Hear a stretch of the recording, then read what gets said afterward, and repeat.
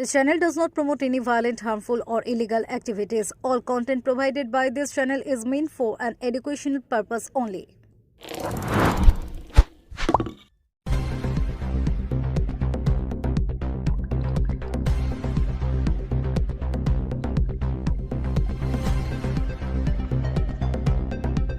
পয়লা বৈশাখের দিন চুঁচুড়ায় বিজেপির মহিলা শঙ্খনাদ যাত্রাকে ঘিরে প্রকাশ্যে উঠে এলো দলের অন্দরের অস্বস্তির ছবি।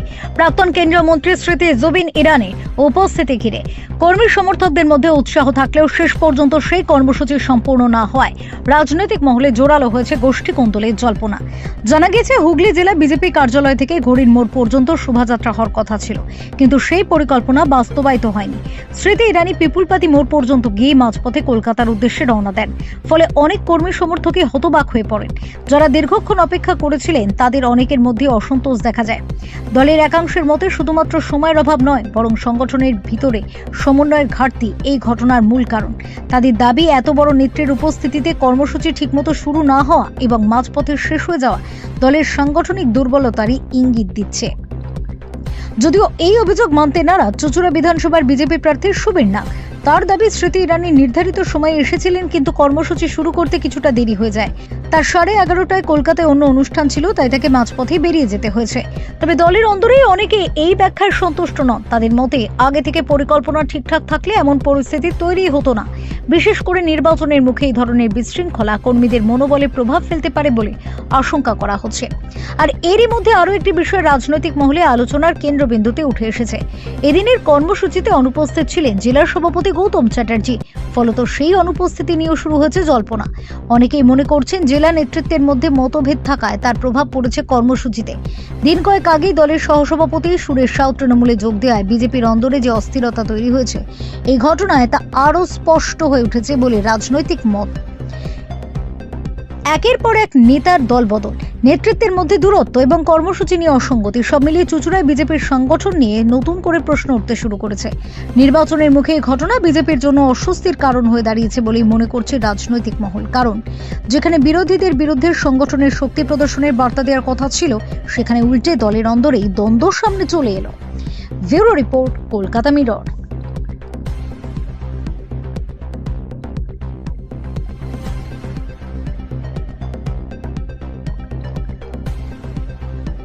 না, আশাহত হওয়ার কিছু নেই। আমাদের খুব সত্যি কথা, আমাদের র্যালি শুরু হওয়ার কথা ছিল 9টার সময়।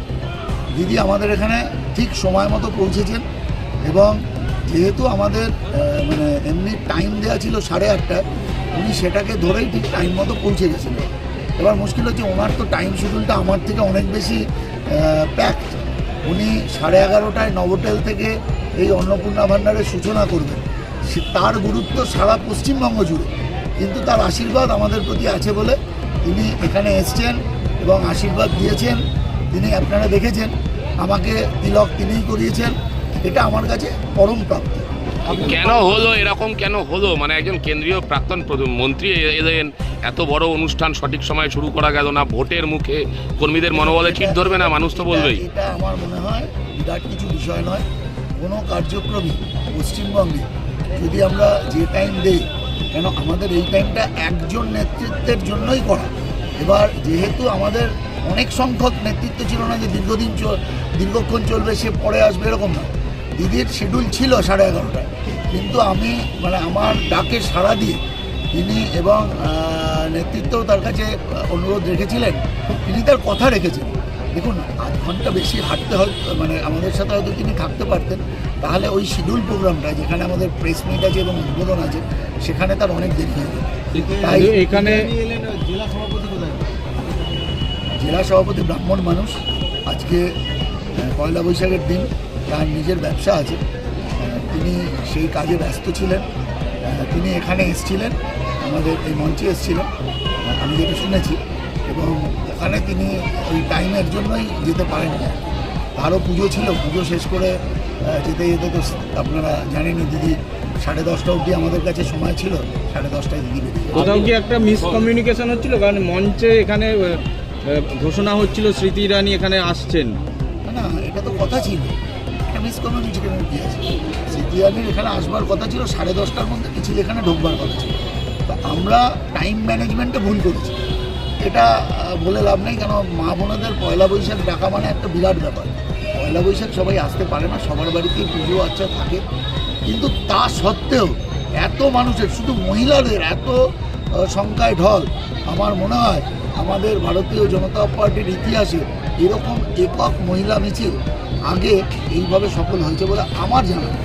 আপনি তো প্রার্থী, আপনি নাকি দেরিতে এসেছেন, যদি আগে আসতেন 9টার কিছুক্ষণ আগে এসেছে স্মৃতি ইরানির সঙ্গে, আপনি যদি আগে আসতেন এই পরিকল্পনাটা অভাব বলে মনে হয়? পরিকল্পনা ঠিকঠাক হতো, র্যালি ঠিক হতো? আমার মনে হয় দাদা এই প্রশ্নের উত্তর দেওয়ার মতো বুদ্ধিমত্তার আমার নেই।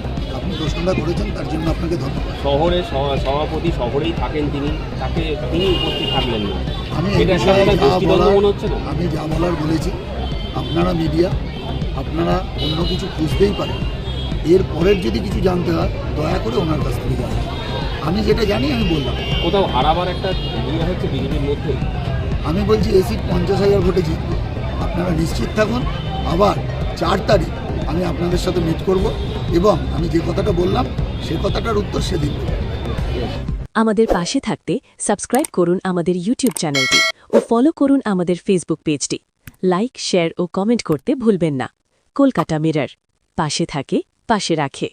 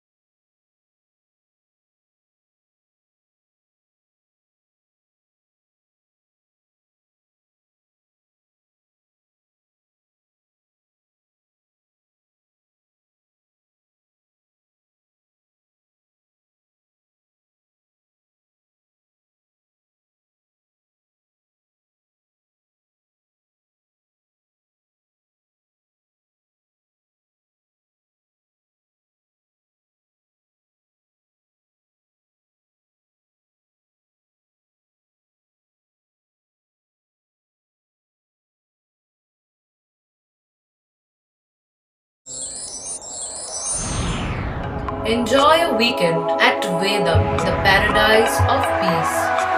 A home away from home.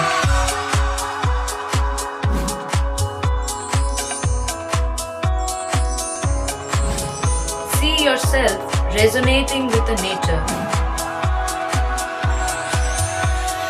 Vedam welcomes you to create your best memories.